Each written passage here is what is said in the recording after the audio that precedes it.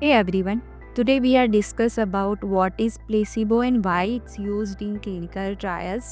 सोचो अगर डॉक्टर ने आपको एक टैबलेट दी और वो टैबलेट आपने ली बट उसमें कोई रियल मेडिसिन या एक्टिव इंग्रेडिएंट नहीं था, फिर भी आप बेटर फील करने लगे। क्या ये मैजिक है? नहीं, इसे ही बोलते हैं प्लेसिबो इफेक्ट। प्लेसिबो एक ऐसी डमी ट्रीटमेंट होती है जिसमें कोई रियल मेडिसिन और कोई एक्टिव इंग्रेडिएंट नहीं होता।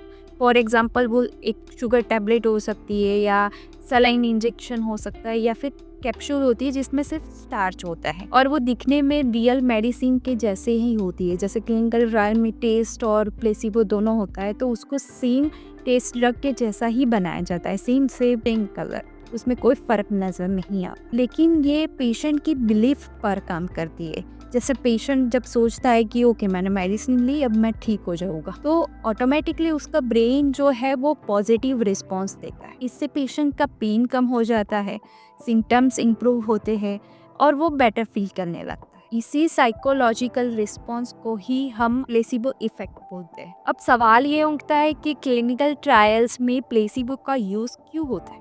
तो ये जानने के लिए कि न्यू ड्रग सच में काम कर रही है या नहीं, मेडिसिन की वजह से है या पेशेंट की पॉजिटिव बिलीफ की वजह से है, इसलिए क्लिनिकल ट्रायल्स में पेशेंट को दो ग्रुप में डिवाइड कर दिया जाता है। एक होता है टेस्ट ग्रुप जिसमें रियल मेडिसिन दी जाती है और दूसरा होता है कंट्रोल ग्रुप जिसमें पेशेंट को प्लेसिबो दिया जाता है। यहाँ पे टेस्ट ड्रग प्लेसिबो से ज़्यादा इफेक्टिव हो तो ही उसको सक्सेसफुल माना जाता है। और हाँ, सो नेक्स्ट टाइम जब भी आप सुनो प्लेसिबो तो याद रखना कि कभी कभी पॉजिटिव थिंकिंग भी मेडिसिन का काम करती है। That's all my friend, follow us for more clinical research and pharma related fact.